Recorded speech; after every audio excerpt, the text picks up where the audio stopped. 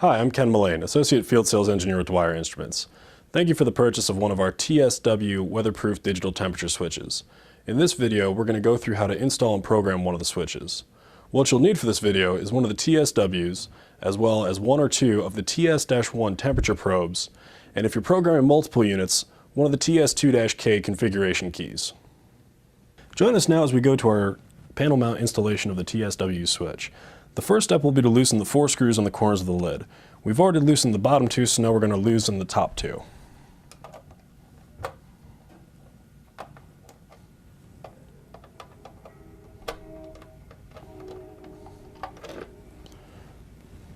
Now, as we open up the lid, you will want to be aware of the ribbon cable. For wiring purposes, it is easier to detach the cable before moving further.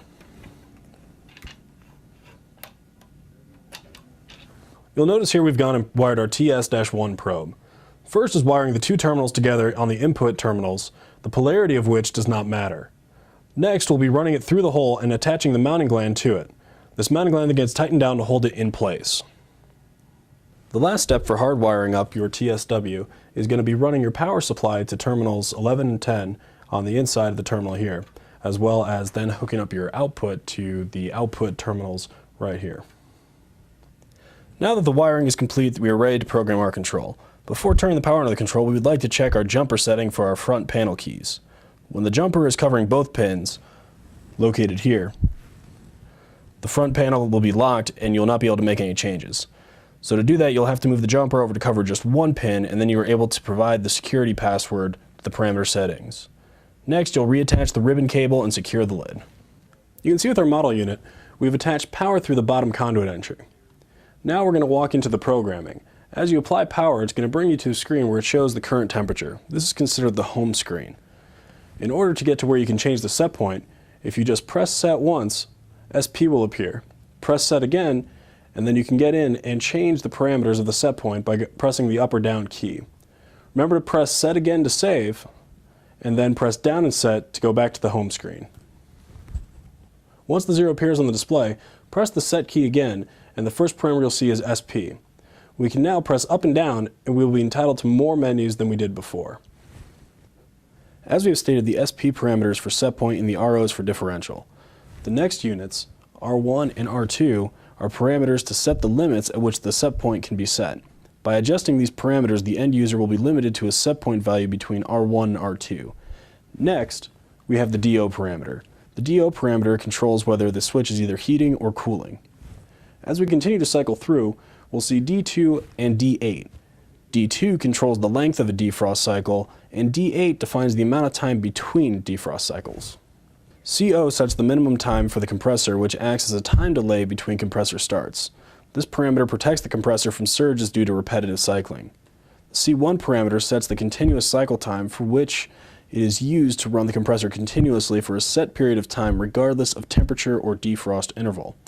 The C2 and C3 parameters define how the outputs will operate during an input probe error. They define how long the outputs will be activated and how long between activations. The next couple parameters relate to temperature readings. The PO parameter sets the engineering units to be in either degrees Celsius or degrees Fahrenheit.